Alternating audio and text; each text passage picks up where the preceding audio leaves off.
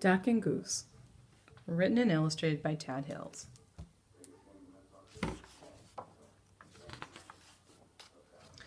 Oh my, what is that? Duck quacked.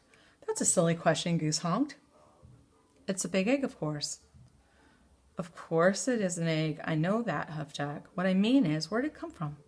Goose looked skyward. He looked to the river. He looked to the fields. He thought very hard. Who are you? He asked finally. I, said Duck, puffing out his feathered chest, am the one whose egg this is. I saw it first. Goose quickly raised one web foot. It's mine. I touched it first.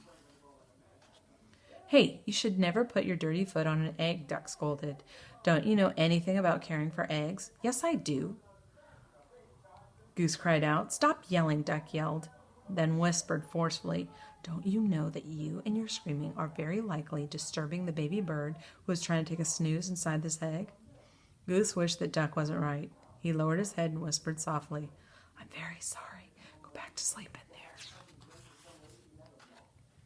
My, that's quite a beauty you have, called a bluebird from across the river. Thank you. It's mine, quacked Duck. Actually, it's mine, honked Goose. Thank you. So, asked Duck, what do we do now? We should do something, suggested Goose. Yes, you're right. Good thinking, agreed Duck. Like what? Duck and Goose each thought. This egg is private property. Duck's egg. No geese allowed. No honking. $5 fine. Absolutely no quacking in this area. Quiet, please. No ducks beyond this point. If you are a duck, keep walking. Well, we must keep the egg warm until the fuzzy little occupant is ready to come out, said Goose. Excellent idea, exclaimed Duck. He pushed past Goose. Step aside, I shall do just that. But Goose was quick too. After a flurry of fussing, grunting and groaning, slipping and sliding, honking and quacking, Duck and Goose found themselves back to back. Scoot over. I don't have any room, complained Duck. You are much closer to me than I am to you. Stop yelling in my ear, Goose. Shh! Goose hushed, pointing at the round thing beneath them. Yes, yes, yes. We must remember. Quiet, quiet, quiet. We mustn't disturb the little one. And they sat very still and very quiet, waiting.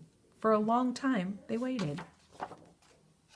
They listened to the crickets chirp and the frogs burp.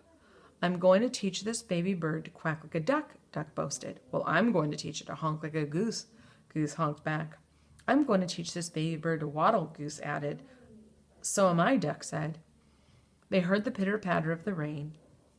I'm going to teach this baby bird to swim, Duck said. Me too, Goose said. To pass the time, they sniffed wildflowers in the warm sun and shared breadcrumbs while Goose taught Duck to honk. They watched the sun set in the sky, and Duck taught Goose to quack. They counted the stars in the night sky. Let's teach our baby to fly, said Goose. Good idea, said Duck. I'm sure our baby will be a fast learner, said Duck. If it takes after you and me, I'm sure you're right, agreed Goose. Together they waited until... Did you feel that, Duck? Duck nodded. Yes. Did you feel that, Goose? Goose nodded. It's time, Goose. It's time, Duck squawked. Quickly, Duck slid down and started running in circles around their egg. What should we do now? He hollered. I think we should remain calm, Goose yelled back. Excuse me, a little voice called out. Duck stopped. In all the exciting confusion, he had failed to notice the blue bird kicking their egg. Can I play too? She asked. Play? This is no time for play, yelled Duck. This is no time for games, yelled Goose. And what's with the kicking? I was only trying to get your attention, said the little bird. Well, you got it, Duck huffed. False alarm, Goose. Back to work. Can't you see that we're very busy here?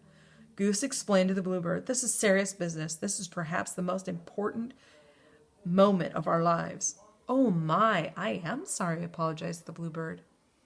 I had no idea. I just thought that maybe I could play with your ball. It really is a nice one, she added, and then she flew away. Goose gulped. Did she say ball? He whispered to Duck. You know, I did have my doubts, Duck finally said. It is a bit squishier than most eggs I've seen. Yes, I must say, I was somewhat suspicious of those big dots, Goose admitted. It may not be an egg, but it is lovely, said Duck. Oh, absolutely, Duck, Goose agreed. It's a keeper.